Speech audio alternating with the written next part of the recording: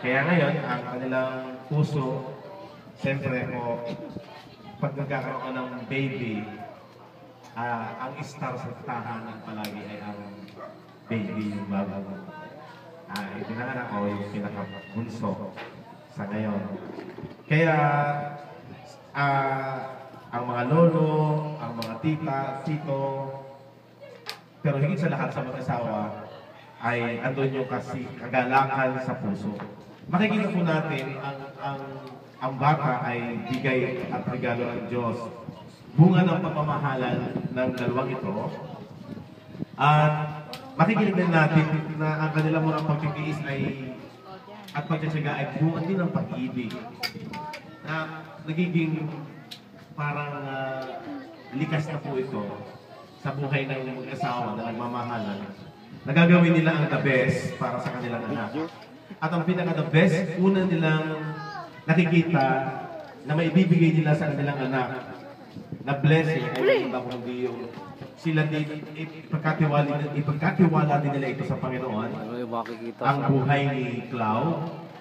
Bagaman tayo ay gumagawa ng ating parang pero the best ay ihandog natin kung paano ay child dedication. Yan. Kung paano ang Panginoong Jesus doon sa Luke chapter 2, verse 21-22, nung siya ay sanggol pa ay inihandog din sa templo na nina Mary at ni Joseph.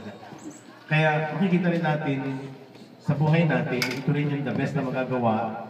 Ipagkatiwala natin sa Diyos ang buhay ni Clau. Alam natin na ang proteksyon, the best na blessing.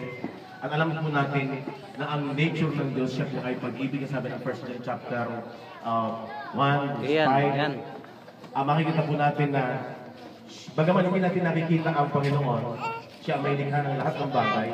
Siya may likha ng buhay. The best po yung kanyang pag-ibig. Una higit sa lahat ng ating knowledge sa ating buhay. Kaya ngayon, nadako tayo sa paghahandog. Ating unang tinatanong ay si Raymond at si Venus. Kayo ba ay bukas sa inyong puso na talagang ipagkatiwala sa Diyos na ang Diyos ang siyang magbigay ng kanyang magandang kinabukasan sa bata ni Clau? Okay. Yan din ang mga ninong at ninang ay narito si Joey Devilla, Cristalin Limbo, Ronel Solivenes, Jonlyn Solivenes, Gemma de Jesus, Madeline de Jesus, Homer Hernandez, Delia Hernandez, Carlo Cati, Christine Endaya, Darren Manso, Nelsie Devilla, Shenry Devilla,